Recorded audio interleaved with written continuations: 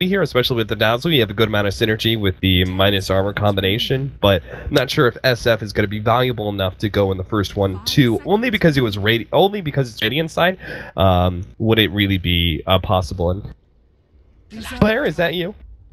Hey Cap, can you hear me? Oh boy, yes I can. I can hear you loud and clear. Oh yeah, this is the first time we're doing this TeamSpeak thing. You said Durka, I didn't realize it was actually you. I was just kind of getting confused because I'm watching the stream. Durka's still casting a different game, so... Yeah, exactly. I know, I'm on Durka's Steam account, I'm on... TeamSpeak says Durka for some reason. It's just Durka. But it's Cap. Yeah, sounds like a mess back there. You alright? Yeah. It's just been a little hectic. It's just like the defense going on too long. And apparently the admins, they told the teams at a time, like, hey, we're probably going to have an half-hour delay. And they were pretty cool with it, but then as the half-hour wore out, compLexity wanted to start. So I just kind of like, okay, go ahead, Durka, solo cast. I'm going to go jump into that other game and get the game started, because I didn't want to delay it any Alright, so. Well, sounds good. At least we're both here now. Yeah. Does that mean I have to turn on my Dota TV mic, or how does it work now? No, you're still good. You still go through... Okay, great. Not doing any changes on my end here then. Yeah. There's the Spirit Breaker, so... Yeah, it's an early Spirit Breaker pick, but if you've seen some of their cool games recently, they started running this Lina Spirit Breaker dual lane offlane. I'm not sure if they're going to do it here, but it's an option they can fall back on. So Cole have a very strong Lina first pick because they have like 4 players that can play the hero right now. Yeah. Okay. That sounds interesting. I kind of like that idea with different way to be able to run the 4-position Lina that is able to get a little bit more experience than perhaps your normal defensive tri-lane. Yeah. Also, you're actually super low on my end. Is there something I can do about that, or? No, I don't think so. I can't really turn myself up too much, because sounds fine in XSplit. So I don't probably just up your volume. I'm not sure about that. Yeah, honestly, it might just be a TeamSpeak thing. I don't know. Regardless, I mean, I can hear you and make out what you're saying at the very least, so I think it's fine. What's our second set of bans? compLexity using a lot of the reserve time to defend. Okay, Wind Ranger. One of the few heroes that matches up decently well against the Lina, right? Lina's really tough to beat in lane. Yeah, she's just I think that Wind Ranger's like a pretty inferior version of Lina. She's similar in some ways, but can't quite match up to the punch that Lina really packs. Then again, they are both squishy intel heroes. Lina is not very good against Clockwork for one thing, so yeah, I can see the ban. And Spectre? Cloud9 been running some Spectre? Yeah, they have. I think the carries that they fall back on most right now are Anti-Mage, Spectre, and Slark. But I'm not sure how compLexity's got to deal with the potential Slark. I mean, they have a lot of burst so far and a lot of lane pressure, assuming that they can dual lane off lane with this. So we'll see what the next ban's coming out of Cloud9 here. Yeah, I saw the Anti-Mage and I saw the Slark game, and I was just like, okay, that's pretty normal. Spectre though, not expect any team to really be valuing that one too high. It's actually a pretty strong hero right now. I think Haunt is a very... Pardon me? Why is it so valuable? I mean, it's like the hero as a whole is kind of underrated. I think people have started to recognize that Haunt nets you some kills, and right now in this meta, kills are pretty darn big. Because her ability to catch up after laning phase is not very strong. She doesn't really farm that well, per se. But yeah, it's like there's a lot of team fight in the mid game in this patch, and Spectre pretty convincingly wins that a lot of time with just the click of an ultimate button. Now, what about, we still have a pretty big carry left in the pool, and I feel like he's probably one of the more powerful carries, the Phantom Lancer, for both sides here. Both sides have their carry. Is it valuable enough to pick it up here in the 3-4 before the enemy can, or do you feel like PL is not as valued highly in... I mean, we talked about this before. You feel like the Europeans are running a Phantom Lancer a little bit better than North America right now. Yeah, the NA teams have definitely started losing faith. I mean, honestly, look at this game is a good example. Like, you would think PL is good against Cloud9's lineup, and on paper, PL's actually really good against heroes like Shadow Fiend. Clockwork does nothing to him, and Dazzle, to an extent, can't really apply pressure to a PL in the mid game. But these three heroes have the ability to close out a game early after like a clock initiation and a team fight. They can always get like 1 or 2 towers.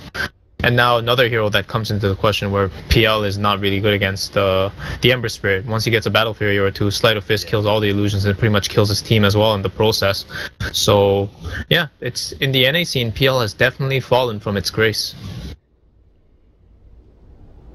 Cloud9, what else can they combo here with? Because they've got this minus armor bit. I was talking about before you came in here, the second pick potential Radiant side SF, and I said, you know, it would only be second pick essentially because it was Radiant side, because it would be so valuable in that position, and it does have the synergy with the Dazzle. Cloud9 do get the opportunity to third pick it here, but how much minus armor do you really think you can go for? Because I feel like the Slardar combination with SF actually works really nicely against the Ember Spirit as well.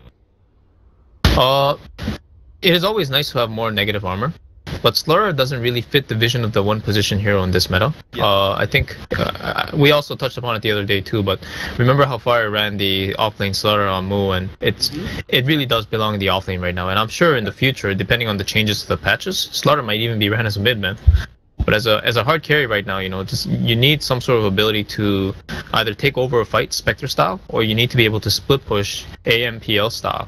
And Slaughter's not too exceptional on that front. Yeah. Alright, so the 4 position Earthshaker is the choice for Cloud9, leaving their carry for last. Ember Spirit is most likely going to be our mid here, right? But it's got to be a little scary going into an SF as well as now the Earthshaker. The roaming potential. Actually, honestly, yeah, I don't know. I don't know if the Ember's going to be mid. Yeah. It's like Ember versus SF is a very hard matchup for Ember. Ever since the Raze got the 25 damage bust, pardon me. And the changes to the mid as a whole, yeah, there's the real mid hero there, Templar Assassin, probably one of the best heroes in this patch right now. But yeah, Ember in general is just, it's not that good against SF anymore. You can't stop him from farming his stacks. His shield gets rubbed off by 2 Razes at any point in the lane, and it's just overall difficult, I feel, for the Ember. Alright, so that actually makes a lot more sense, Templar Assassin versus the SF as a mid matchup. Complexity. Reserve time. Now just Cole's lineup right now is really greedy. The thing is, Cloud9's lineup, if you look at it as a whole so far, they don't have that much damage, which is why Cole can kind of get away with this, not to mention the fact that TA is extremely resilient to instantaneous damage, and Cloud9 has a whole bunch of that coming out of ES and Shadow Fiend. But yeah, strategically, I'd say Cole is favor them right now, but their lineup is definitely really greedy, and they can get punished very hard in the early game if Cloud9 play their cards correctly. Scar going to be banned away by Complexity. We have the Bloodseeker. Funny how those almost sort of like cheesy carries end up as the last bans for so many dude. that I watch, just because it's like that's the meta right now. Bloodseeker, last pick Huskar, you're just like, oh god, what? Oh, our draft isn't meant to deal with that at all. So Cloud9 still need to decide what their carry is going to be. Complexity still need a nice hard 5 position. Babysit that Ember Spirit. Yeah, just waiting on it for now. I wouldn't be surprised a Rubik for Complexity, honestly. I feel like you've got a decent steal. I thought they were going to pick it instead of the TA, honestly. Yeah. And there it is, that's the Slark. I was just going to say, I think Cole was actually aware of this. I mean, if I could stand at the caster table and know that the Slark is coming, then I'm sure Cole, who have experience with Cloud9 more than I do, will certainly see it. But I'm not too sure if they were afraid of it. Again, Slark is a hero that in the laning phase, it's not very strong. It's kind of hard to kill. It's kind of elusive with the pounce. But honestly, Lina Spirit Breaker, if they really do go for that option, this can do a lot of hurt for the Slark in the early game phase. And TA versus SF, this matchup kind of goes both ways. It's favorable for the SF nowadays, but I think TA can most certainly win, especially the solo kill potential after 6. So all they really need is a guarantee for the Ember, and Rubik's not only really good against SF, but one of the most referred to tools to deal with the early cogs in the clockwork.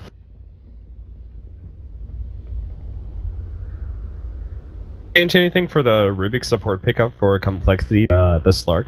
I mean, he is one of those supports who can't really defend himself against the Slark, but I still see a lot of value, especially... Actually, you know what?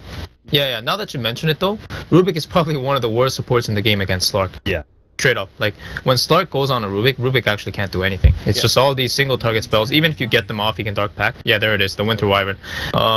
Again, much less presence in the early game, I think, because Winter Wyvern just has Arctic Burn, and 50 seconds later he can use it again, but it's not that much pressure for a Clockwork. I think Clockwork's going to actually have a really easy time in this lane, but I really wonder how they're going to do it, because the Slark getting free farm might be kind of scary for them. This Slark has a lot of good pick-off potential this game. Claire, just real quickly, are you able to check there seems to be a lot of static from your mic, a lot of background noise. You know, if is it coming from my end, or? Yeah. As it goes out every single time you're... Okay, just give me a moment, I'll be right back. Sure. Winter Wyvern is going to obviously round out the lineup for complexity. Way 2 will be on that one. See, Ritsu Slark, Brax is going to be taking the mid SF.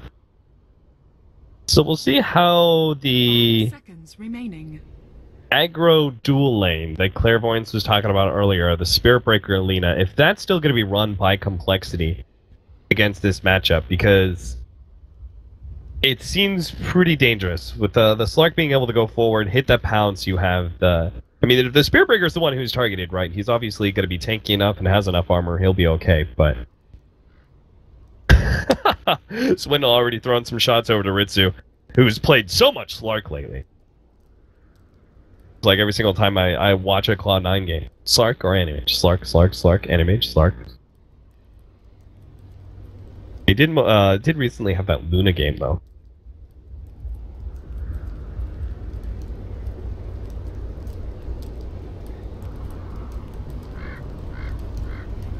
Anyway, pause for both teams to figure out what is going on. All chat back and forth.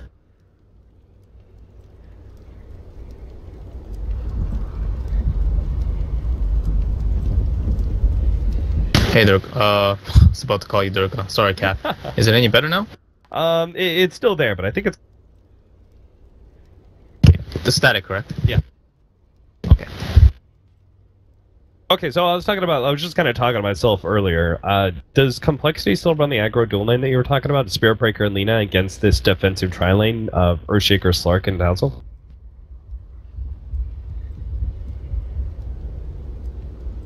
There.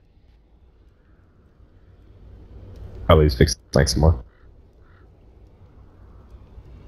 Okay, how's this? Try again. Just start talking a little bit.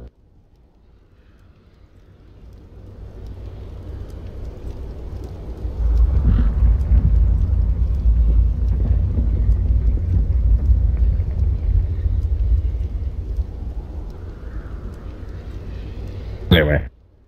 Alright, so we'll wait out the...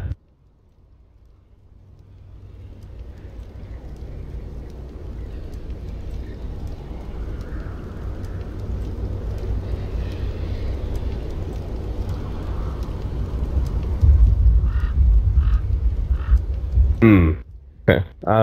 Maybe...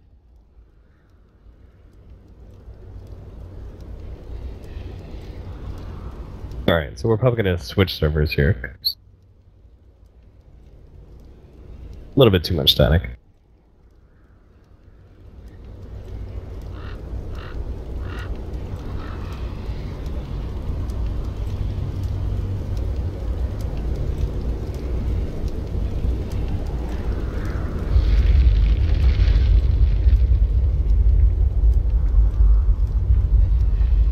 Yeah, Skype being down here.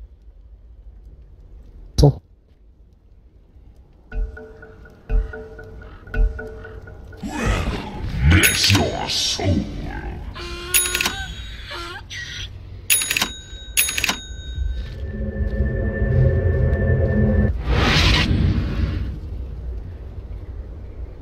All right, and away we go. We got our game final.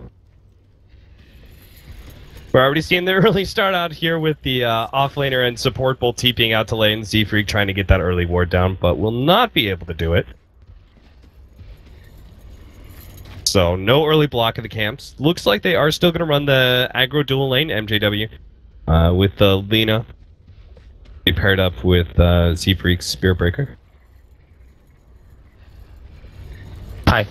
Just gonna try to talk. I'm not too sure if anything's different, but It's not the worst thing in the world. Honestly, I think it's fine. okay. Yeah, I don't know how to fix this on my end. I honestly think it's just like the fact that we're trying to TeamSpeak for the first time. Yeah. It's just weird. I tried lowering my settings, but That's okay.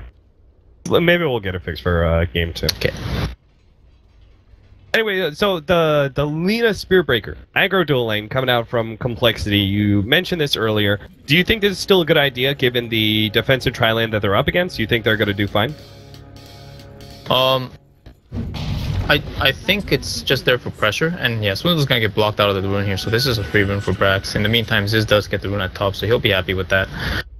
In terms of a good idea or not, again, we'll just have to see how the lane plays out. I don't think this is the strongest tri lane coming out of C9. It's just a very standard one, Dazzle and ES.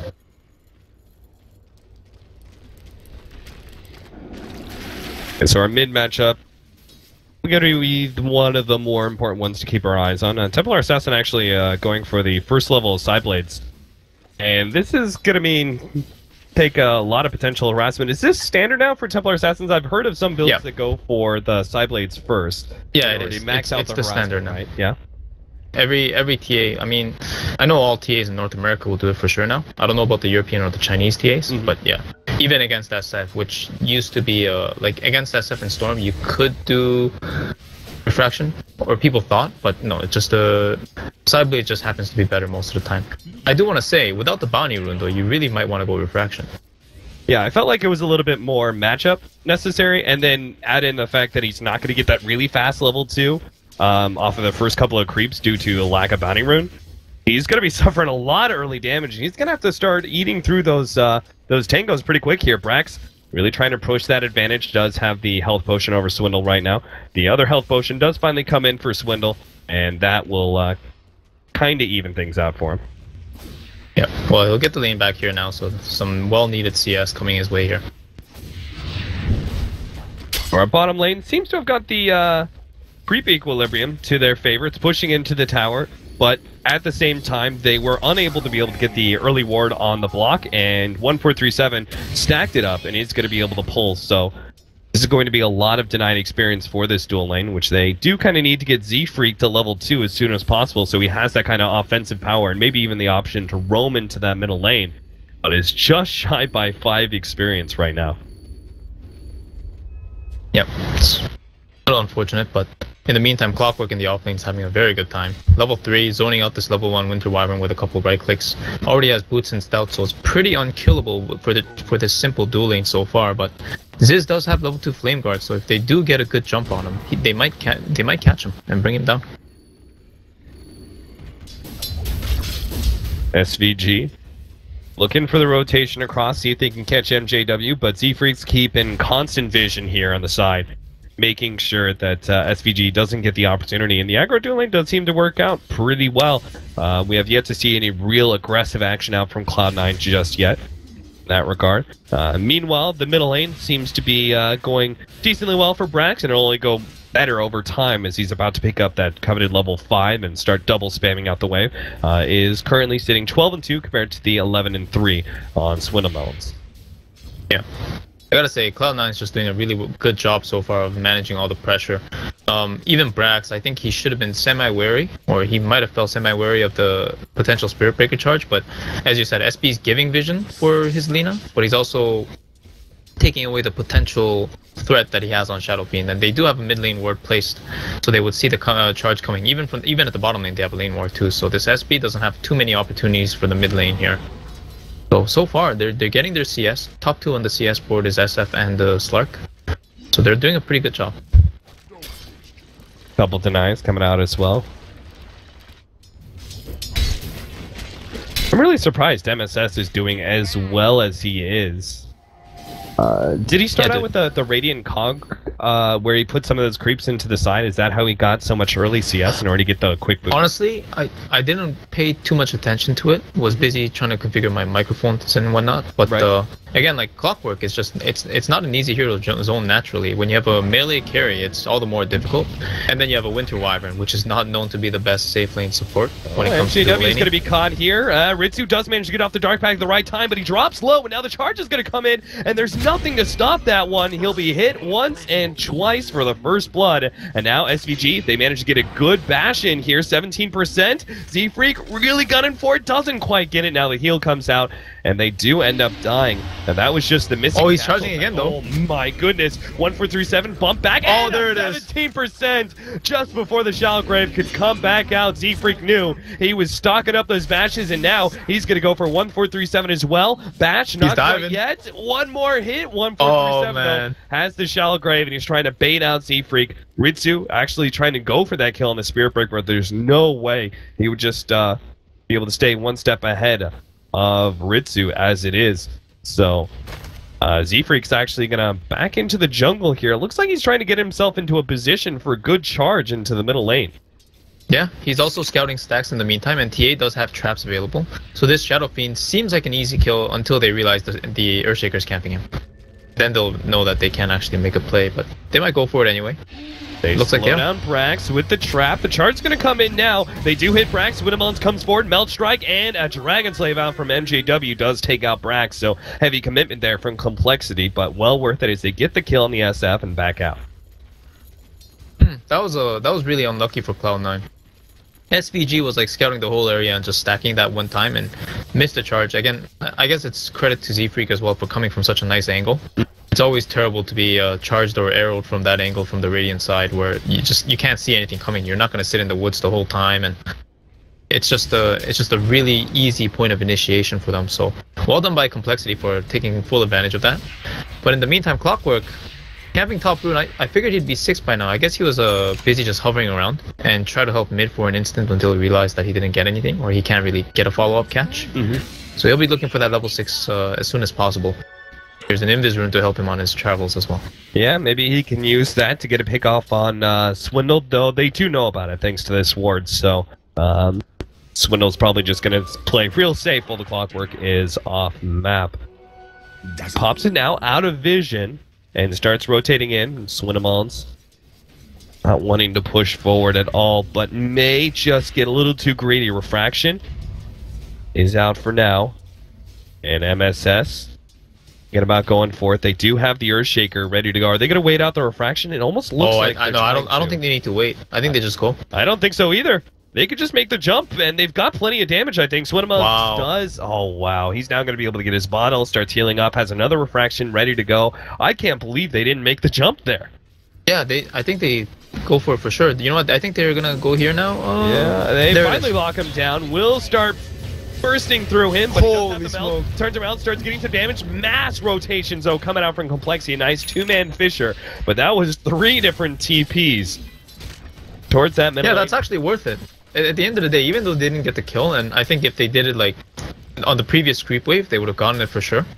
But yeah, that was still totally worth it because they forced 3 ports. And look at this, Ember's walking back to his lane, missing a creep wave. Lina's doing the same thing, and Winter Wyvern's now sitting behind the Templar at mid. Clark does have his level 6, so opportunities for extra aggression now at that bottom lane. We'll see if he actually gets the opportunity, though. Swindle's still trying to... Do they have stacks up in the Ancients? No, they don't. Not yet. That's what Way 2 is going to be doing now, but you need to start setting that up. It looks like Swindlemon's, though, is going to be going for the early Roshan here with this build. He's got 2 levels of Meld rather than more levels in Psyblades, which is usually associated with stacking and clearing through Ancients. Yeah, I'm surprised. I'm surprised he's settling with just 1 Psyblades. Level 2 Psyblades honestly feels like a world's difference. Even though it's a linear scaling from 60 to 120, it's just, like you feel so much more comfortable attacking from that distance, and you really do notice the difference. Hasted Cow just barreling on through the jungle. SF kind of scares him away. They do have this rather large hard camp stack, which Brax is going to farm up now. So he'll get himself back up to max souls. Well, Z-Freak's going to steal EXP here. This is good. Yeah, gets a little bit, and that's definitely a good start. Ritsu also clearing through the easy camp stack with the help of his Dark Pact. The Ritsu usually go for this build every time, the maxed out Dark Pact for greater farming capability. Yeah. this is the standard Slark build now. Ever since they nerfed the pounce damage, you should always max Dark Pact. It helps you farm the woods with the tread swap. Yeah. And I mean, it really plays to the hero's strengths, right? So yeah. But speaking here, it doesn't actually look like he's going for treads. It looks like obviously eventually, but he's going to go for the early Midas. Do you agree with this pickup? Do you think the early stats, especially given he's dealing with such early laning phase pressure, do you think that the stats would have been more valuable? I think the Midas is completely fine. I always support the idea of playing Slark with the Midas. Yeah. It's kind of just like, can you get away with it kind of thing. And so far, Cole's applied a lot of lane pressure, and they got some good early kills. But they haven't been looking to do much else, honestly. It's just Dizzy's farming the safe lane. He has a Drum of Endurance recipe instead of rushing bots or anything like that. So he's not going to be putting pressure for a long time, especially on the tower against the Dazzle. Mm-hmm. Earthshaker's been stacking. SF's just content pushing out the waves and farming stacks until his mech. And yeah, Clockwork's really just looking for a counter initiate, and I think Cole respect that to an extent as well. So it looks like they're shaping up to a quiet game where they can macro up both sides and get their first set of items before they really rotate to do something. Charge coming in. And he picks up the double damage, steals it away from Brax. Oh, and MSS, he didn't bother going for that at all, did he? He could have. Do you think they could have burst down? It's so honestly, it's tough. It's actually very tough. The thing with Spirit Breaker against Clock is, while Clock shuts down Spirit Breaker the way he does to like every other strength melee hero type of thing, Spirit Breaker is an exceptionally tanky hero. And Cole already did have the Winter Wyvern and Lina in position to start walking over. So I think it was kind of a wise/safe call on MSS's part. But I do think they could have bursted him down with like 2 level 4 raises. Oh, he's trying to bank on the 17%, but he will be caught by MSS, who's waiting all this time inside of the jungle. They're actually going to go for Z-Freak here, continuing to press forward. Light Strike Array misses, but an Echo Slam finishes him off. Now MGW is going to get caught as well.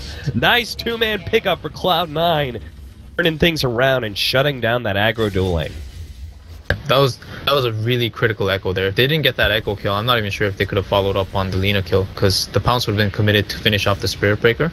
Really, really nice echo. I'm surprised he's got the levels that he has, but then again, he's been sitting on the safe lane to soaking a lot of EXP. Got a lot of the stack EXP as well from Brax. And he was mid when Brax was dead, so yeah.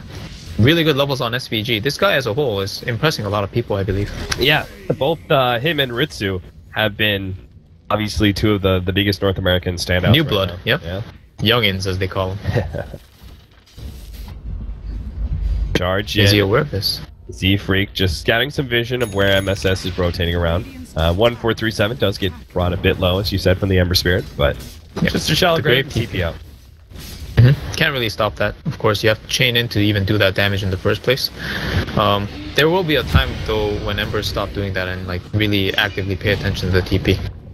SVG hoping to be able to deny himself to Roshan, gets into the pit. The Dragon Slave comes out. He's brought low enough, and a Winter's Curse tried to stop him before he got to Roshan, but Roshan just takes that opportunity to almost finish him off. Winter Wyvern, though, gets the kill thanks to that Winter's Curse. Oh!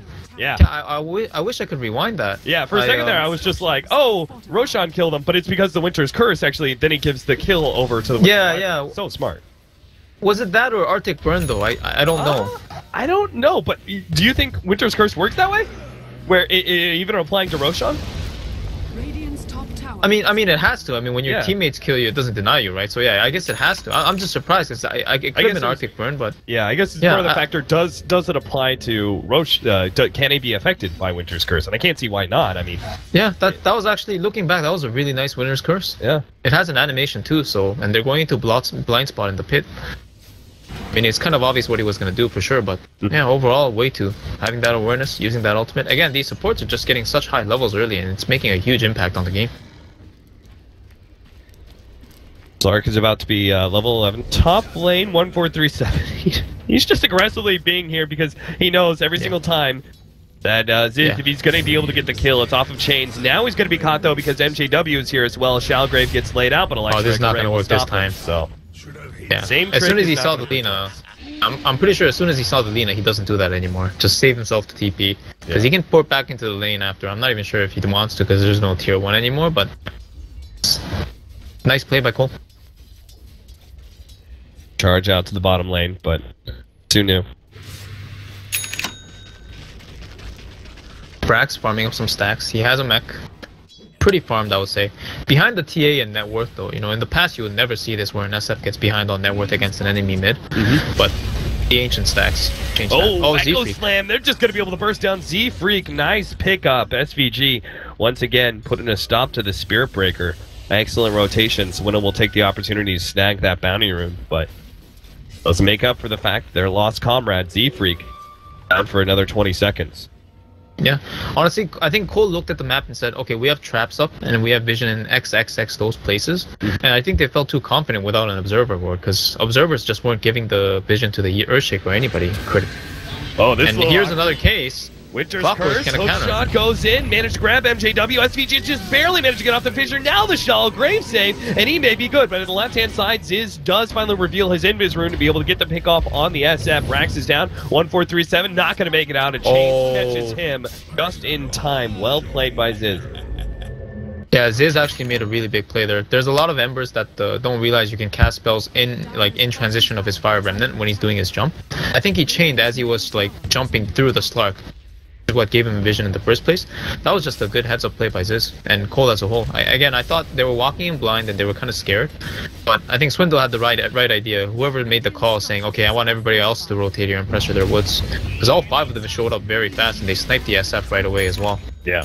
Really nice job by them. That Invis rune meant everything, and Ziz now has drums plus boots of travel, so he can continue to really split push very aggressively while still potentially being there for those team fights. And without a Blink Dagger on Earthshaker, it's very unlikely that they ever kill this Ember Spirit now. When he's split pushing so aggressively and has a Remnant out to be able to jump back to, the chances of them being able to chain stun him and take him from 100 to 0 is very unlikely. Yeah, honestly, you said it perfectly, man. They have no catch for this Ember this game, and the SF went mech as a first item, so his ability to scale and transitions got set back pretty significantly. Well, I don't know, with an Ember having such a decent game like this, I mean, he's only got 6k net worth at 16 minutes. This is typically how Ember starts farming, because once they get their bots, they start split pushing like crazy, and their farm exponentially increases with the battle period. Not to the same level as an Anti-Mage, but yeah, to a similar extent. Because of their ability to just aggressively push and run them back and bots elsewhere. So yeah, this is not looking good for C9 right now, with TA being at the top of the net worth and Roshan being in a potential always for the dire side. They have to do something. Yeah, but I'm not sure if their heroes can. They have that maxed out meld ready to go, and they wait much longer, it will be a Desolator. Twinamals, yeah. That means they just take it all the quicker. So, I honestly not sure, unless Cloud9 just really timed their smoke perfectly, I don't see how they managed to catch. Yeah, honestly, man, I don't know. Stark's about to finish the Shadow Blade. He actually just finished it, but just given the amount of vision, they have no vision of their own woods, which is where Cole is dominating. And MSS has the awareness, and yeah, Roshan is definitely their next play, but can they even stop it? I just don't know. Just gonna clear through some more of these stacks. 4-7 right now. That board is going to be looking pretty scary soon. 2,000 experience lead for Cole and 4,000 gold. Yeah, this is like a very typical clock game though. Do you see how MSS, he has such a good start, good lane and everything, but every time he has rocket up, first of all, it's level 2. It doesn't hit creeps that hard, it doesn't hit heroes that hard at this point either. Yeah. And he's only scouting with it. He's just trying to keep vision on the Roche Pit because they have no other ways to scout it. And I'm going to hold that thought because Brax at the top lane is playing very aggressive. It's a bit of damage, but no real response from compLexity. They still have that Winter's Curse ready to go, but I think they just didn't really SP's charging bottom. Is he really going to go into this? He's going to run kind of into Ritsu, so he'll just start trailing the Spirit Breaker on his way back. Sees that the charge is cancelled, and the bait is a fail, so... Oh, Did Ritsu stop giving vision? Because if he had vision on the SP, I think he could have just hooked the SP, and that would have been a well-needed kill there. Again, MSS's game here is just getting hindered so much. He's not farming anything. He's not getting any kills. He's 1-0-2, but you can just look at his net worth. He's below the net worth of the Spirit Breaker that was playing 4th position in the off lane. Yeah. It happens to Clockworks all the time, where they just get their blade meld by 20 minutes, and at that point you might as well have just 4 staff or something. Finally, the smoke is coming out. Again, with their heroes, can they really force a tower with this farm disadvantage? We'll have to find out in due time. Dwindle has a Desolator now. He is so strong. Yeah, he's been clearing through these stacks so quickly, even now trying to take the Radiant stack. Oh, this is the snipe. Here. They will be able to instantly take away their refraction. He's underneath the counter ward as well, so there's no reprieve whatsoever. That counter ward fighting about. And that is a huge pick-off. 60 seconds till the Templar Assassin is back up. Not enough for Cloud9 to take any real big objective, but they have just kind of stalled up what was the inevitable Roshan for compLexity. Yeah, that was a really well-needed pick-off, actually. They can... I was about to say they can force top tower out of this. They can't force mid because Wyvern's already in position and it's really easy to rotate heroes mid in general. Top is kind of isolated, but it does have the Ember Remnant presence there, so it's kind of hard too. But yeah, you see how Cap, like, they took a huge kill on the most farmed hero on the map, and they're not really making anything out of it. Yeah. It goes to show you their position, how locked they are in, or bound they are by their own picks as well as their position in the game. Yeah, the best they could really do was like have the Slark run out into the enemy jungle and try and find an additional pick-off and just kind of like go pick-off into pick-off, and maybe then with enough pick-offs they would find an opening, but he didn't get anything. The Lina was able to back up in time and finish up the Eul Scepter. And now we're right back to where we were just a couple minutes more. Sure, Cloud9 got a small little net worth jump, but it's still the same predicament, which is compLexity will take Roshan. They have this really powerful Templar Assassin with Blink and Desolator, and an Ember Spirit that is about to finish up Battle Fury in a short period of time.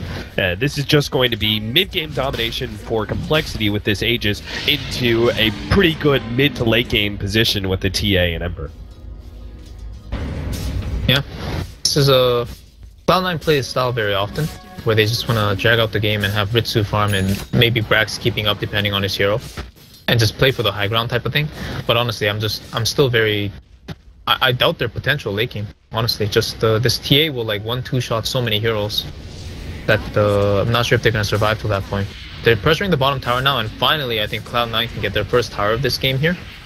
But they'll have to follow up, because if compLexity does this right, they can either force base with the Aegis and force TPs, or they can just go mid and get even more. Oh, and 1-4-3-7. They're going to go for 1-4-3-7. The chains will stop them, so they do get that pick off right after the tier 2 tower. So tier 2 for tier 1, plus a hero on the side. A great trade for compLexity. And tier 2 mid. And as you said, you're going to go tier 2 middle. What are the items that Cloud9 need? I mean, we now have the BKB for Brax, so that's a start. Do you need something additional on Ritsu before you can really fight? Oh yeah, for sure. They need multiple items on their carries. This is the big concern for them right now. And I'm gonna have to hold that thought. Oh, the Brax TP'd, so the SB wasn't able to charge and scout out the Clockwork and the Slark.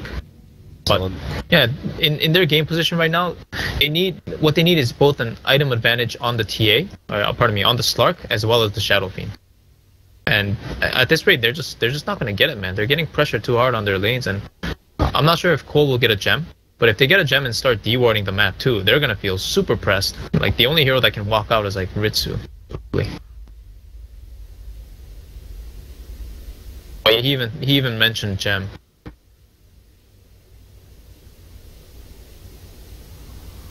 Gem's gonna be a problem for Cloud9 for them to play their game.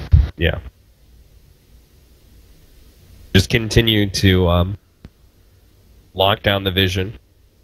I've been kind of looking at it for compLexity. The very aggressive, like the traps are all over the place that Swindle has set up, and they actually offer so much vision.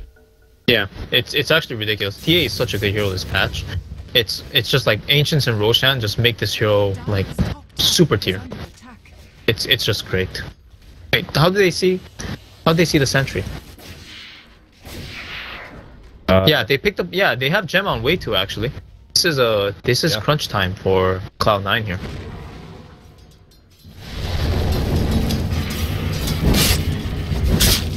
Arctic Burning, going to high ground, scouting out for wards. They will find the one in their woods. That's a very common one placed. It's 3/4 of the time passed, so it'll expire relatively soon, but they will find it, they will deny it, and Cloud9 will feel the ever-growing darkness of the map. Yeah, they certainly will. They've only got that one river ward, and that's actually going to go away in 35 seconds, so no need to wait out compLexity finding it.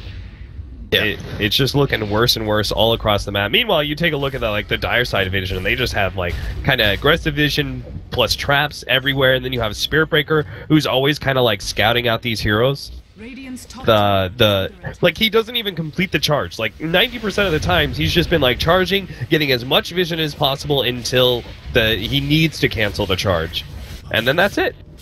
Just gains a whole lot of information essentially.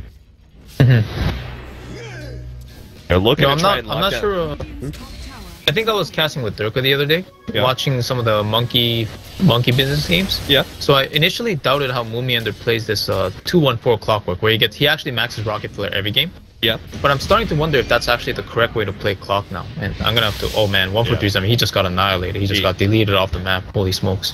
Oh, that physical damage from Melons just pops them. And I kind of agree with you. I mean, just the way your item progression slows Yeah, look down. at this clock. He's so sad right now. Like Yeah. 23 minutes in, after having such a good lane, he's level 9. He doesn't have max Rocket Flare, which is kind of okay, but you really want it so you can push lanes faster, get more vision with the 14-second cooldown.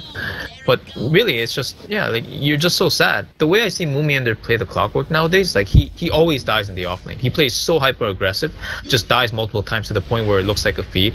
Yeah. But he always gets it back because he forced these, like he made it, like engraved this idea to this enemy where it's like, okay, this guy's just gonna die if he runs into us again. And he forces these fights that once he just gets one fight that's good for him, he gets like 3 levels and catches back completely. And then he has this max rocket that can spam to push out waves and get intel hero snipes and stuff like that. I don't know, it might be the correct way of playing clockwork, and MSS has not been playing this bad at all. But I feel like the presence of what a clockwork got compared to what a clockwork did this game, compared to what he had in the early game, it definitely seems underwhelming. But he's been playing this pretty well, of course. Tazzle is trying to work towards Medallion. SVG just needs the... Oh, no, give it to him, Ritsu. He'll get it through Tickle. Blink Dagger is coming in. Maybe that's the turnaround, but it's still going to be rough with Wade 2. If he can finish up a mobility item of his own, they still have that counter initiation whenever the Earthshaker jumps in. And because they have a melee carry, the Earthshaker is going to jump in. You just throw down that Winter's Curse, you're very likely to catch the Clockwork and probably the Slark as well, so... Charge at top, 1437. I'm sure he's aware. Yeah, he knows it's They're coming. going for him though.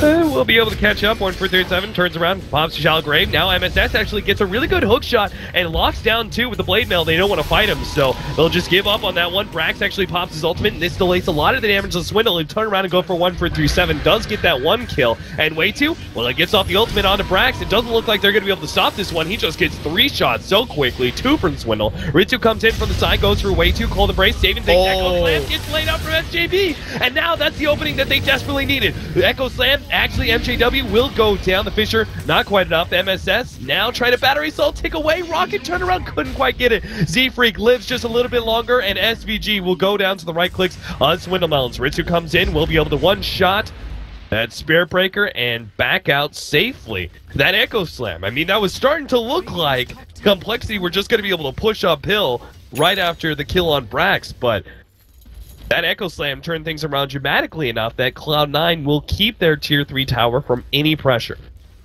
Yeah, I guess you can never really count out an Earthshaker with a Blink Dagger. Just the way he turns fights this patch is crazy, but SVG, I can't give enough credit to this guy. He honestly does this every game, whatever hero he's on. Like his positioning and patience is really something to be commended every time. But I think Swindle, I thought he was in danger, but the Shadow Blade was just expiring, so I can understand why Ritsu decided to back off. Yeah. But honestly, despite the nice comeback towards the end there from Cloud9, they still lost that fight. And we can already see it in the net worth too. TA still ahead, Ember's still sort of ahead.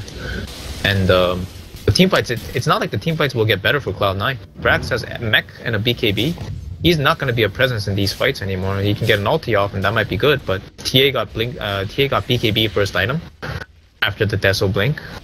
So he's going to nullify all the damage coming out of the SF, and to an extent, Slark.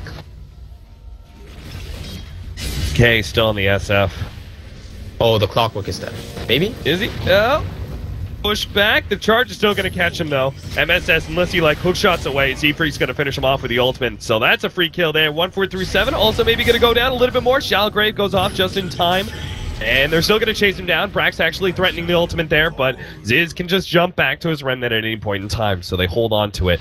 That'll be the Dazzle and the Clockwork down. Clockwork does have a buyback and has the hook shot ready to go, so if compLexity push in a bit too deep, they may try and challenge them. That'll require Ritsu to come back. TP scroll. Simple Fisher Block and compLexity are not going to try and push uphill. They're very content with where the game is at this point. Not going to try and rush things too much. The charge in, they've actually caught Ritsu. Ritsu should know because of his ultimate, but he also probably realizes he's far enough ahead that Z-Freak won't really be able to threaten him too much. Oh dear, Z-Freak is in trouble now. He doesn't have a TP. Oh, Ritsu's just gonna get out, yeah, because he's scared. He doesn't see anybody else on the map. Little does he know that the entire team is far away and that he could have actually sniped them or something. Close to it anyway. Swindle was coming, so it's kind of a risky move regardless. Do you go for Bash next on Ritsu? Just additional lockdown that you desperately need? Well, he has the poor man Scotty, which is the SMY. I guess you could. I think he definitely needs one at some point in this game as well, because he's pretty much a solo carry at this point. While his team is creating like chaos and havoc in the fights, he has to do like the bulk load of the damage, the one to kill the Ember and the TA. And again, they do lack catch for the Ember, so Basher's probably a really good item here. Not sure if that's what he's actually going to go for though. He is relatively squishy. If he does get caught, he'll be brought down for sure by the Templar, Lina, and all these other sources of damage. Cloud9's going for a 5-man smoke here. This, again, like with 5-man smokes, it's just too obvious. I don't think compLexity, like anybody on compLexity, will get caught by this one.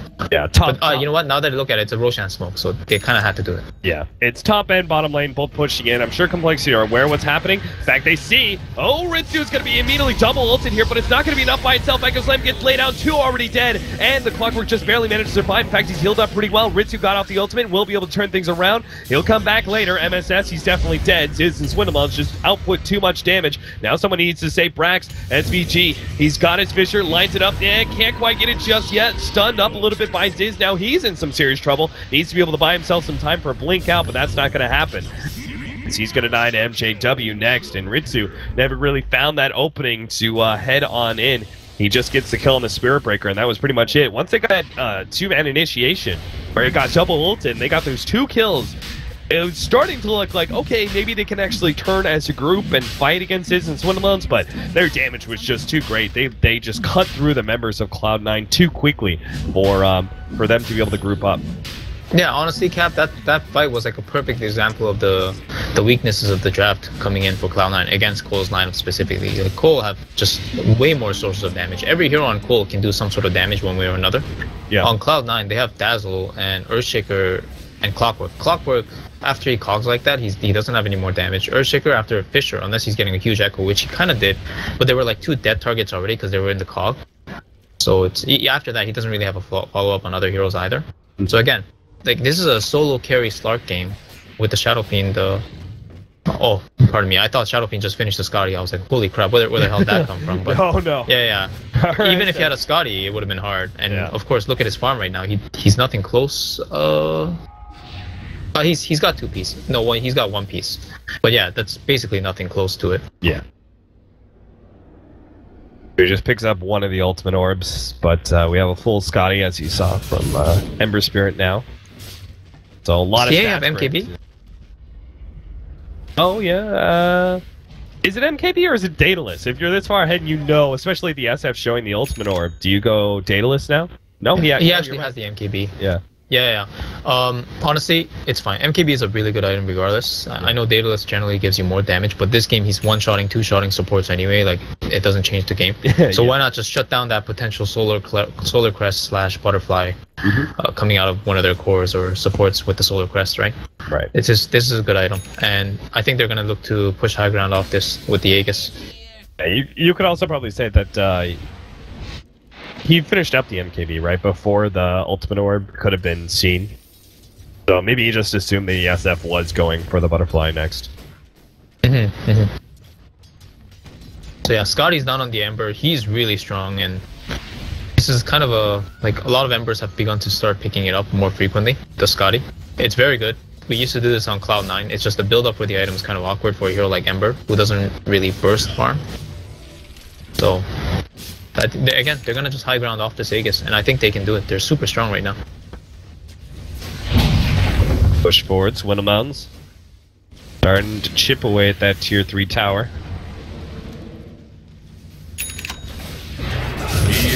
Asher now for the Slark, but I don't know. I don't honestly, feel like it's going to change a whole lot unless he gets real lucky. I think Swindle, when he chained the 1437, I think Swindle could literally just blinked and one-shot him. I don't know. That's it's a pretty easy kill on the Dazzle, and if they get it, which they could have, I think, then the fight becomes that much easier. Waited out the weave, and they'll probably push aggressively. The weave was probably the most dangerous factor. Else Winnemuns could just sit on the front lines and easily take down the tier 3 tower. Yeah. They can take a slow siege like this too. Again, the Aegis is probably around for like another 2-3 minutes, I believe. Yeah, 2 minutes. You're right. There it is. So there goes the tower. Ritsu's saying, I can't hold. I'm just gonna get a better position, try to go from back behind the lines. Yep, Yeah. Pounce down, Shadow Blade it, and this might be their go. Dang it, he got spotted out though, so he has to be careful now. Yeah, Warden counter ward situation. Now, compLexity are like, okay, we know exactly. We have the whole entire area surrounded in counter wards, so we're just going to finish up this melee rack. MSS goes in, actually bumps back Winnemons, but they charge into the side, going for Ritsu, who managed to pounce himself away, but still gets caught by Ultimate 1 and Ultimate 2. Ultimate 3 to finish him off. Laguna Blade will finish him, and he's going to have to be forced into a buyback here, especially with Brax dropping lower all the time, but I think Ritsu at the same time doesn't see an endgame scenario if he buys back. Now 1437, oh, Shallow Grave forced out. Now he buys back. Ritsu hoping to be able to find that opening, but compLexity very I think Cole clean. can stay, honestly. Yeah, I'm pretty sure they're just gonna stay. Yeah. Dual Scepter combination, MSS gets off the blade mail, but he will end up going down. Ritsu managed to finish off the Lina at the very least. Now turns to go on to Swinnemons, who popped his BKB, and Ritsu knows he has to back himself up. Pounce over, slow down. Ziz actually going to be able to get the chains onto Ritsu. Adds a Dark Pack in a second, but he's just going to take too much damage, and with him down now for 90 seconds, that's got to be the GG. Okay. Second Raph's going down with 1437, graving himself nicely there, but not really enough to hold their base. Swindle didn't even lose the Aegis, and he'll probably just full heal from the Aegis effect. And there is GG. Again, they just got outpicked and outstratted, honestly. If the SF loses the lane this game, which he sort of did because he got behind on farm, even though he played the lane well, they have no follow-up because Slark can't pressure towers, and with Dazzle Earthshaker, they're not going to rotate to get kills for the Clockwork either. And just how compLexity controlled the offlane, took the initial tower, and then just kept map pressure from there on. It was done well enough to take over, and Ziz, as you can see, 9-0 and 6, applied the correct amount of pressure, got the solo kills he needed, and they took the game in a standard and a methodical approach. Well played by compLexity. See if they can take it in a 2-0 here. We're going to have a short break. Hype is back too, so we'll probably jump over there, and we'll be back with game number 2.